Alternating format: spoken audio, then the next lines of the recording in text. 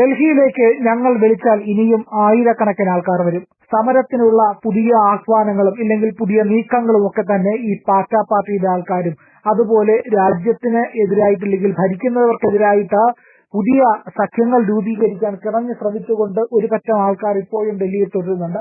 പക്ഷേ അവർക്കറിയാത്ത ഒരു വാസ്തവമുണ്ട്. പ്രധാനമന്ത്രി നരേന്ദ്രമോദി ഒന്ന് വിളിച്ചാൽ എത്രയായിരം ജൻസികൾ ഡൽഹിയിലേക്ക് എത്തും, ലക്ഷങ്ങൾ ഒഴുകിയെത്തില്ലേ? അത് ഇവർക്ക് താങ്ങാൻ പോലും കഴിയാത്ത അത്ര അളവിലേക്ക് അത് വളരില്ലേ?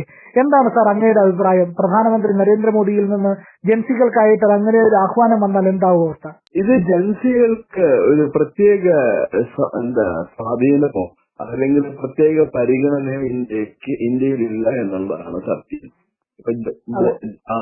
ജന്തർ മന്ദറിൽ നടന്ന സത്യാഗ്രഹം എന്ന് പറയുന്നത് ഈ പാറ്റ പാർട്ടിക്ക് വിദേശ സഹായത്തോടുകൂടി നടത്താൻ കഴിഞ്ഞ ഒരു ഈവന്റാണ്. അതൊരു ആവശ്യത്തിന് വേണ്ടിയിട്ടുള്ള ആയിരുന്നല്ല. അത് എന്തെങ്കിലും പുതിയ ആവശ്യം അവർക്ക് കിട്ടിയോ അപ്പൊ ചെയ്യാൻ പറ്റുമോ ഗവൺമെന്റിന്റെ അടുത്ത്? ഇല്ല. ഗവൺമെന്റ് എന്താ പറഞ്ഞാൽ അപ്പോഴും പറ്റിയവരെ കുറ്റം ചെയ്തവരെ ശിക്ഷിക്കുന്നു എന്ന് പറഞ്ഞാൽ അതിന് കൂടെ വേറെ 2-3 പേരും കൂടി എഴുതി വെച്ചു. വിദ്യാർത്ഥികൾക്കെതിരായിട്ടുള്ള നടപടി മുഴുവൻ റദ്ദാക്കണമെന്ന്. അതൊന്നും ഈ ഗവൺമെന്റ് ഒന്നും ചെയ്തിട്ടുണ്ടാവില്ല. പക്ഷേ നരേന്ദ്രമോദിയെ തോൽപ്പിക്കാനായിട്ട് ജൻസികൾക്ക് ലക്ഷങ്ങളെ മൊബിലൈസ് ചെയ്യാൻ സാധിക്കും എന്നുള്ളത് ഒട്ടും വിശ്വസനീയമായ ഒരു വാർത്തയല്ല. അവർക്ക് അവരുടെ വിവരക്കേടാണ് കാണിക്കുന്നത്. ഇന്ത്യയിലെ ഇന്ന് ജീവിച്ചിരിക്കുന്നതിൽ ഏറ്റവും ശക്തനായ, ഏറ്റവും പോപ്പുലർ ആയിട്ടുള്ള, ഏറ്റവും സ്വാധീനമുള്ള ഒരു വ്യക്തിയാണ് നരേന്ദ്രമോദി. അദ്ദേഹം വിവരം കഴിച്ചാൽ മതി ലക്ഷങ്ങൾ ഡൽഹിയിൽ പറഞ്ഞെത്തും.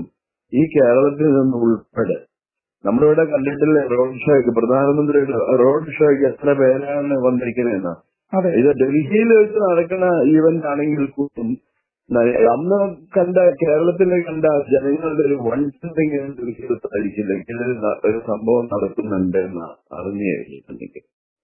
അത് മാത്രമല്ല, ഇവരുടെ ഈ പാറ്റ സമരത്തിന് അതേപോലെ തന്നെ വേറെ ഒരു സമരം തുടങ്ങിയിട്ടുണ്ട്. പാർലമെന്റിന്റെ വർഷകാല സമ്മേളനം അത് മുഴുവൻ വാഷ് ഔട്ട് ചെയ്യാൻ വേണ്ടിയിട്ടുള്ള ഉദ്ദേശത്തോടു കൂടിയാണ് പ്രതിപക്ഷം ഇറക്കിയിരുന്നത്. ഇപ്പൊ ഇന്നലെ 2 മണിയൊരു സഭ പ്രവർത്തിക്കാനായിട്ട് അവരനുവദിച്ചില്ല. അങ്ങനെ ഓരോ കാര്യം പറഞ്ഞ് ബഹളം ഉണ്ടാക്കി. ഇപ്പൊ അറിയാമല്ലോ, ഈ നമ്മളുടെ LOP ഗൗരവ് പട്ടായ അദ്ദേഹം ഒരു കോൺസ്റ്റിറ്റ്യൂഷന്റെ ഒരു കോപ്പി കഴിപ്പിച്ചാണ് ഭരണഘടനയെ തകർക്കാനാണ് BJP ശ്രമിക്കുന്നത്. ഈ ഗവൺമെന്റിനകത്ത് ജനാധിപത്യമില്ല. ഈ ഗവൺമെന്റ് ജനാധിപത്യ അവകാശങ്ങളൊക്കെ തട്ടിപ്പറച്ചു വെച്ചിരിക്കുന്നു. നമുക്കിവിടെ യാതൊരു ജനാധിപത്യം ഇല്ല എന്ന് പറഞ്ഞുകൊണ്ട് നടക്കില്ല. പക്ഷേ ഈ പാർലമെന്റ് പ്രവർത്തിക്കാൻ സമ്മതിക്കാത്തത് മറ്റൊരു ഭരണഘടനയെ അട്ടിമറിക്കുന്ന ഏറ്റവും വലിയ ശ്രമമാണ്. അത് തന്നെ പറയുന്നത് ജനാധിപത്യം അത്യന്ത ശ്രീകോവിലാണ് പാർലമെന്റ് എന്ന്. പക്ഷെ അതിന് പാർലമെന്റ് പ്രവർത്തിപ്പിക്കാതിരിക്കുന്ന വിധത്തിലുള്ള കാരണങ്ങൾ എന്തെങ്കിലും ഉണ്ടോ? ഒരു കാരണമില്ല. അപ്പൊ ആരാണ് ജനാധിപത്യത്തെ തകർക്കാനായിട്ട്, ആരാണ് ഭരണഘടനയെ തുറങ്ങി വയ്ക്കാൻ ശ്രമിക്കുന്നത്? അതൊരു കൺസ്ട്രക്റ്റോ അടിയന്തരാവസ്ഥ പ്രഖ്യാപിച്ചതും പ്രതിപക്ഷ നേതാക്കന്മാർ എല്ലാവരും ജയിലിൽ പിടിച്ചെടുത്തത് എല്ലാം കോൺഗ്രസ്സാണ്. ആ കോൺഗ്രസ് ഇനിയും ചെയ്യും അവസരം കിട്ടിക്കഴിഞ്ഞിട്ടുണ്ടെങ്കിൽ. അല്ലാതെ നരേന്ദ്രമോദിയെ കുറ്റം പറഞ്ഞിട്ട് യാതൊരു കാര്യമില്ല.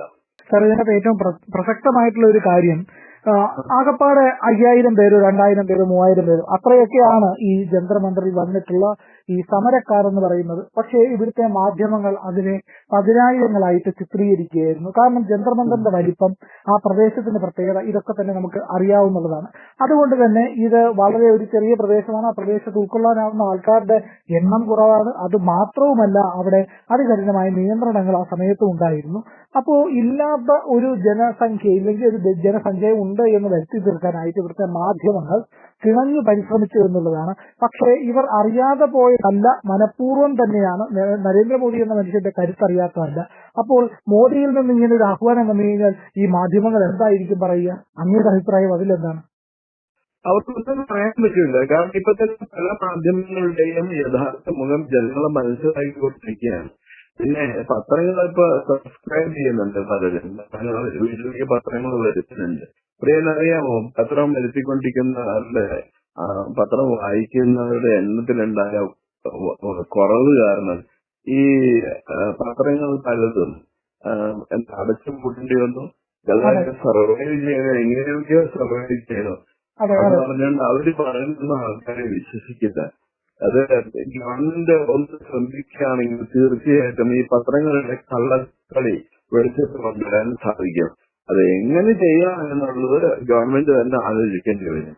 കാരണം അങ്ങനെ പത്രങ്ങള് ഒരു രാഷ്ട്രീയ നേതാവിനെ പുകഴ്ത്തി എഴുതുകയാണെങ്കിൽ ഇപ്പൊ പിന്നെ ആവശ്യമില്ലല്ലോ, ജനങ്ങൾ കാണുന്നല്ലോ. ഇപ്പൊ ഈ പറഞ്ഞ പോലെ ഇപ്പൊ ബീഹാറിന്റെ നിയമസഭാ തെരഞ്ഞെടുപ്പില് ലഖിംപൂരിൽ നടത്തിയ വോട്ടെടുപ്പ് ജനങ്ങൾ കണ്ടതല്ലേ, ജനങ്ങൾ എന്താ ഉണ്ടാവുക എന്നുള്ളത് ജനങ്ങൾക്ക് മനസ്സിലായിട്ടില്ല. അപ്പൊ അതേപോലെ നരേന്ദ്രമോദി ഒരു ജനങ്ങളെ അസംബിൾ ചെയ്യാനായിട്ട് പറഞ്ഞാൽ ജനങ്ങൾ എത്തും. അത് ഒരു 1.5 ഒരു വലിപ്പമുള്ള ഒരു മീറ്റിംഗ് ആയിരിക്കും. അതില് മാധ്യമൊന്നും ചെയ്യാൻ പറ്റാണ്ട് വരും. ഇവരാരും ഇപ്പൊ വാർത്ത കൊടുക്കുമ്പോ ഞാൻ കാര്യം ശ്രദ്ധിച്ചു, എന്തിനാണ് ഈ പാർലമെന്റിന്റെ ഇരു സഭകളും നിർത്തിവെക്കുന്നത്? അതൊരു അട്ടിമറി അല്ലേ എന്നുള്ള ചോദ്യത്തിന് അവർക്ക് ഉത്തരമില്ല. എന്ത് കാരണം?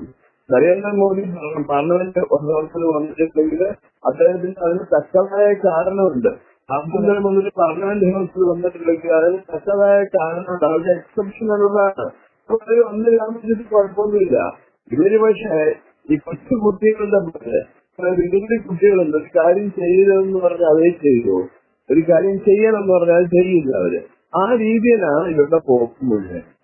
മാധ്യമങ്ങളെ നമുക്ക് കഴിയുന്ന രീതിയിൽ ഒഴിവാക്കാം. കാരണം അവർക്ക് നാണം എന്ന് പറയുന്ന അടുത്തുകൂടി പോയിട്ടില്ല. അവരെന്തൊക്കെയോ ഈ പറഞ്ഞ പോലെ ജന്തർമന്ദറുടെ ആളുകൂട്ടെന്ന് പറഞ്ഞാൽ അവർക്ക് ലോകത്തിലെ ഏറ്റവും വലിയ ആൾക്കൂട്ടമായിരുന്നു. വിദ്യാർത്ഥി പ്രസ്ഥാനങ്ങൾ വഴി ജനങ്ങൾക്ക് ഡൽഹിയിൽ ജനങ്ങൾ കാണാൻ ഇടവന്നത് എന്ന് എഴുതി വിടുന്ന ഒരു സംവിധാനമാണ് നമ്മുടെ പത്രങ്ങൾക്കുള്ളത്. ഗവൺമെന്റ് ആണെങ്കിൽ പത്രങ്ങളുടെ പുറത്ത് ഒരു നിരോധനമോ അതല്ലെങ്കിൽ നിയന്ത്രണമോ ഏർപ്പെടുത്തിയിട്ടില്ല. എന്നിട്ടും അവര് എഴുതുന്നത് ഗവൺമെന്റിന് എതിരായിട്ടാണ്. ഗവൺമെന്റിന് എതിരായിട്ടാണെങ്കിൽ അഭിപ്രായ സ്വാതന്ത്ര്യത്തിന് അനുകൂലമായിട്ട് ഏറ്റവും കൂടുതൽ വർക്ക് ചെയ്തിട്ടുള്ളത് ഈ BJPക്കാരും അതുപോലെ ദേശീയ ജനാധിപത്യ സഖ്യമാണ്.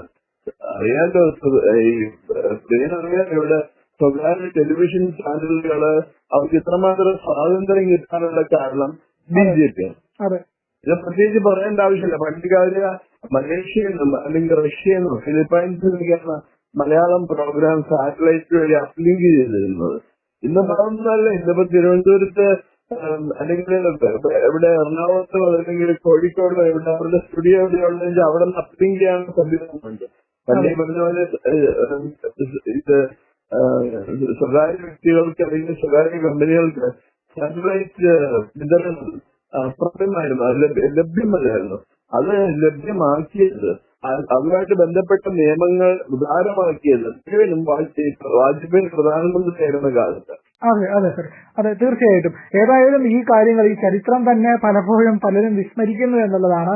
ഏതായാലും പ്രധാനമന്ത്രി നരേന്ദ്രമോദിയുടെ ഒരു ആഹ്വാനത്തെ താങ്ങാനുള്ള കരുത്തൊന്നും ഈ പാർട്ടികൾക്ക് ഉണ്ടാവില്ല എന്നുള്ളത് തന്നെയാണ് വസ്തുത. വളരെയധികം നന്ദി സാർ ഈ അവസരത്തിൽ പ്രതികരിച്ചതിന്.